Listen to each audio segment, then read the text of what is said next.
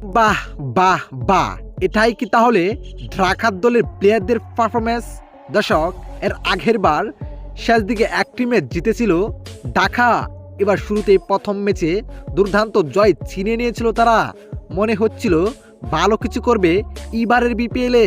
তবে দর্শক, প্রথম ম্যাচ জিতে 15,000 টাকা বোনাস পেয়ে তারপর যেন একের পর এক ম্যাচ ছাড়ছেন। টানা 2 ম্যাচ, বিশেষ করে একেবারেই ব্যাটিং ব্যর্থতায়। দুর্দান্ত বোলিং করেন ঢাকা, তবে ব্যাটিংয়ে নিজেদেরকে ধরে রাখতে পারেন না। দর্শক, দুর্দান্ত ব্যাটসম্যান সাইফ হাসান এক ম্যাচেও নিজেকে মেলে ধরতে পারে নাই। জুবেদ আকবরী ব্যর্থ ছিলেন এদিন, 2 রান করে ফিরে গিয়েছিলেন।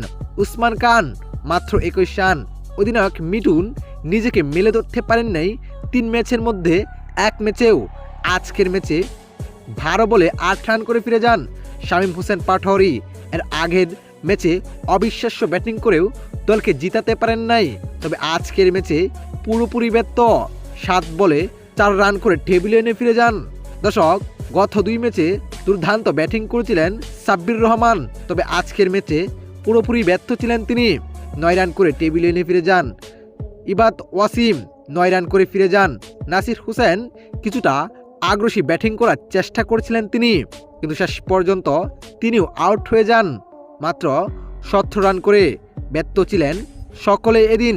দুর্দান্ত ব্যাটিং করেছিলেন মোহাম্মদ সাইফুদ্দিন, সর্বোচ্চ রান করেছিলেন তিনি এদিন, যেখানে 25 বলে 33 রান করে নট আউট ছিলেন।